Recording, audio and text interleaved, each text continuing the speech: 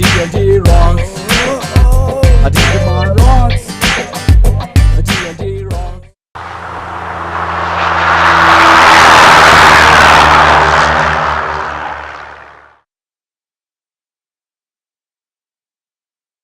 മുത്തശ്ശൻ എവിടേക്കാ? ഞാൻ ഡൽഹിക്കാ. മോനോ? ഞാനും ഡൽഹിക്കാ. ഇല്ലാതെ ഇടയ്ക്ക് ചാടി ഇറങ്ങാൻ പറ്റില്ലല്ലോ. ഡൽഹിയിൽ എവിടേക്കാന്നാ ഞാൻ ചോദിച്ചത്.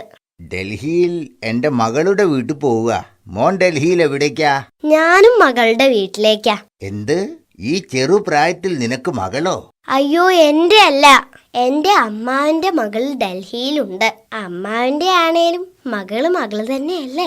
അത് ശരി, അമ്മാവന്റെ മകള്, അതായത് മുറപ്പെണ്ണ്. വലുതായാൽ നിനക്കവളെ കല്യാണം കഴിക്കാം. അയ്യേ, അവള് മുറപ്പെണ്ണല്ല, മുറം പോലുള്ള പെണ്ണാ. എനിക്ക് വേണ്ട. കല്യാണം കഴിക്കാൻ ഞാൻ ഒരാളെ കണ്ടുവച്ചിട്ടുണ്ട്. അമ്പടാ, ആരെയാ നീ കണ്ടുവച്ചത്?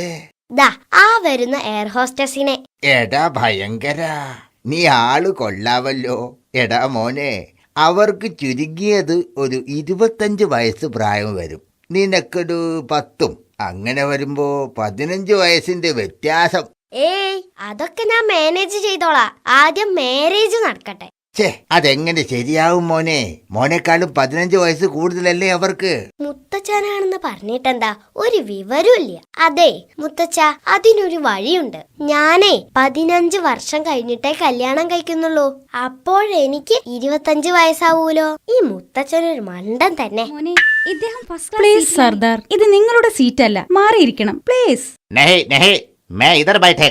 പ്ലീസ്, ഇത് ഫസ്റ്റ് ക്ലാസ് സീറ്റാണ്, നിങ്ങൾ മാറിയിരിക്കണം. ഞാൻ ഇവിടെ ഇരിക്കും. എന്താ മാഡം പ്രശ്നം? മോനെ, ഇദ്ദേഹം ഫസ്റ്റ് ക്ലാസ് സീറ്റിലാണ് ഇരിക്കുന്നത്. എത്ര പറഞ്ഞിട്ടും കേൾക്കുന്നില്ല. ഇദ്ദേഹത്തിന്റെ സീറ്റ് പിൻവശത്താണ്, മുൻഭാഗത്ത് ഇരിക്കാൻ പാടില്ല. സർദാറല്ലേ, അങ്ങനെ പറഞ്ഞാലൊന്നും അനുസരിക്കില്ല. ഞാൻ ശരിയാക്കി തരാം. വേണ്ട, ഈ സർദാർ ആളൊരു ദേഷ്യക്കാരനാ. No problem.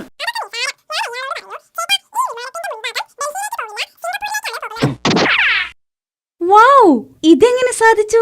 മോനെന്താ സർദാർജിയോട് പറഞ്ഞത്? അതൊക്കെ നിസാരം.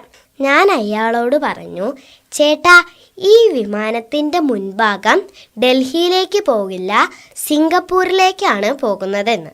പിൻഭാഗമാണ് ഡൽഹിയിലേക്ക് പോകുന്നതെന്ന്. TNT rocks.